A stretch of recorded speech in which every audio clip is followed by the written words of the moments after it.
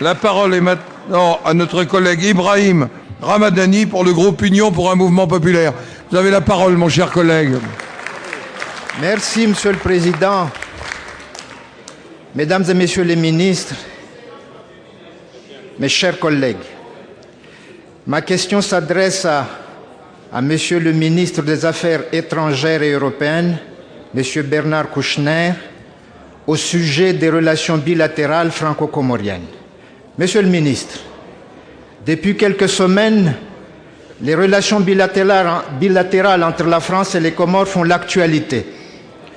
Tout d'abord, notre ministre de la Défense, Hervé Morin, et son homologue comorien, Fahmi Saïd Ibrahim, ont signé le 27 septembre dernier un accord de défense rénové en révision de l'accord de 10 novembre 1978, relançant par la même occasion la coopération militaire entre les deux pays, suspendue en 1999, d'autant que cet accord met l'accent sur la sécurité maritime dans une zone sud-ouest de l'océan Indien, théâtre de nombreux actes de piraterie.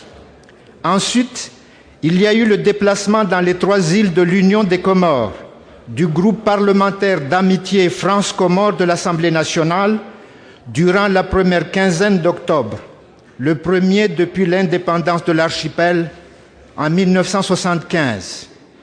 Ce sont autant, Monsieur le ministre, des signes encourageants qui pouvaient laisser espérer une amélioration des relations entre nos deux pays.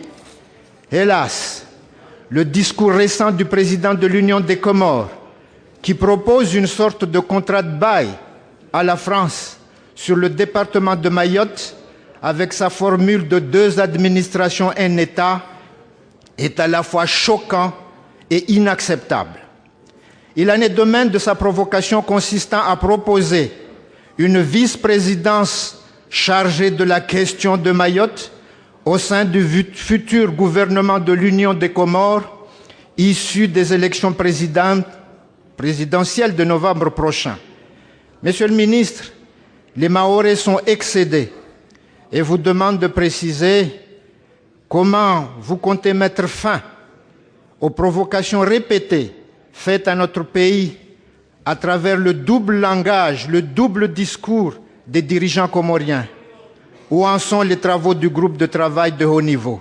Je vous remercie, monsieur. Pour vous répondre, mon cher collègue, la parole est à monsieur Bernard Kouchner, ministre des Affaires étrangères. Vous avez la parole, monsieur le ministre. Monsieur le Président, Mesdames et Messieurs les sénateurs, Monsieur le sénateur, comme vous, je me réjouis de l'atmosphère un peu différente et peut-être pas complètement comme vous. J'espère que dans l'avenir, des rapports très précis vont s'établir entre l'Union des Comores et Mayotte, car c'est bien ça le problème, et vous l'avez souligné. Donc, je veux bien vous regarder, mais c'est à mon interlocuteur que je m'adresse. Monsieur Jean-Pierre Sueur, je vous regarde quand même. Eh bien, vous voulez que je vous dise, je vais quand même me tourner. Monsieur le sénateur, vous avez raison, non seulement sur l'accord de défense, parce qu'il était urgent de faire face ensemble, l'Union des Comores et la France, aux tentatives de trafic, à la piraterie, etc. Et puis, il y a eu une visite parlementaire qui a été bien accueillie. Maintenant, cette proposition qui vient du président Sambi, cette proposition de 2 administrations, un État, n'est politiquement ni juridiquement acceptable, vous le savez, monsieur le sénateur. Que peut-on faire? Eh bien, je crois qu'il y existait, mais son existence a été éphémère, un groupe de travail de haut niveau.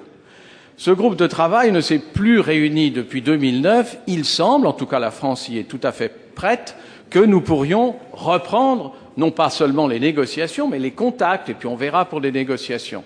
En attendant, je crois véritablement, et nous l'avons dit au président Sambi, le président Sarkozy l'a dit au président Sambi à l'Assemblée générale des Nations unies il y a quelques jours, quelques semaines, je l'ai dit à mon collègue monsieur Fahmy, nous espérons améliorer, nous devons améliorer les rapports entre Mayotte, qui deviendra un département français, je vous le signale, en 2011, c'est-à-dire dans très peu de temps, et l'Union des Comores. Nous avons tout intérêt, et les habitants des Comores ont tout intérêt surtout, monsieur Sueur, à ce que nous puissions échanger non pas seulement les malades qui viennent se faire soigner à Mayotte, vous le savez, mais l'ensemble des conditions qui régissent enfin, à nouveau maintenant, avec un statut différent, l'Union des Comores et la France.